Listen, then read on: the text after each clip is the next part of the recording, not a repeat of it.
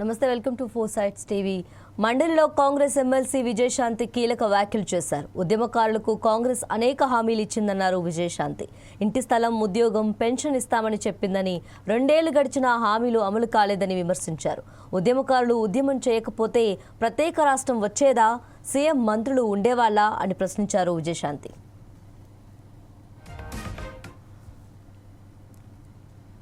అధ్యక్ష 250 గజాల ఇళ్ల స్థలం ఇస్తా అన్నారు. ఆ ఇళ్ల స్థలంలో ఇల్లు కట్టుకోవడానికి 5 లక్షలు ఇస్తా అన్నారు. 4000 పెన్షన్ ఇస్తా అన్నారు.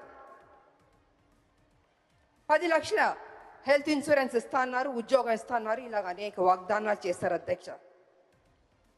నాకు నిజంగా చాలా సంతోషం అనిపించింది అధ్యక్ష.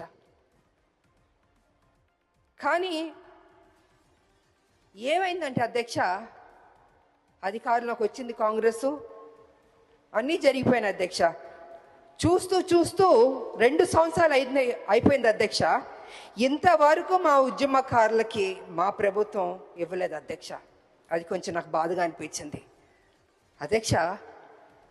ఎన్నో స్కీములు మనం అనౌన్స్ చేస్తున్నాం, పెడుతున్నాం. మా ఉద్యమకారులకు ఫస్ట్ ప్రయారిటీ ఇచ్చి చేస్తుంటే, ఏదైతే మనం కదా చెప్పాం ఉద్యమకారులకి ఇల్లు ఇస్తా అన్నాం, పెన్షన్ ఇస్తా అన్నాం, ఆరోగ్యం గురించి హెల్త్ ఇన్సూరెన్స్ ఇస్తా అన్నాం, ఉద్యోగం ఇస్తా అన్నాం, ఇలా అన్నీ మనమే చెప్పాం కదా అధ్యక్ష. అవన్నీ చేస్తుంటే ఆన్ టైంకి ఫస్ట్ ప్రయారిటీ ఇచ్చి ముందే చేస్తుంటే గౌరవంగా ఉండేది అధ్యక్ష.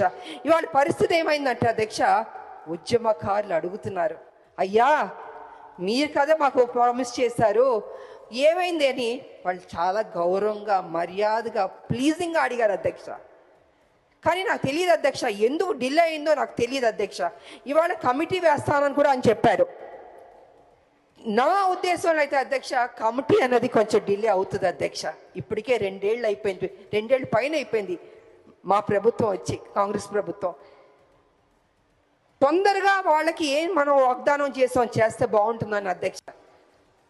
ఏం వాగ్దానాలు చేశారంటే అధ్యక్ష,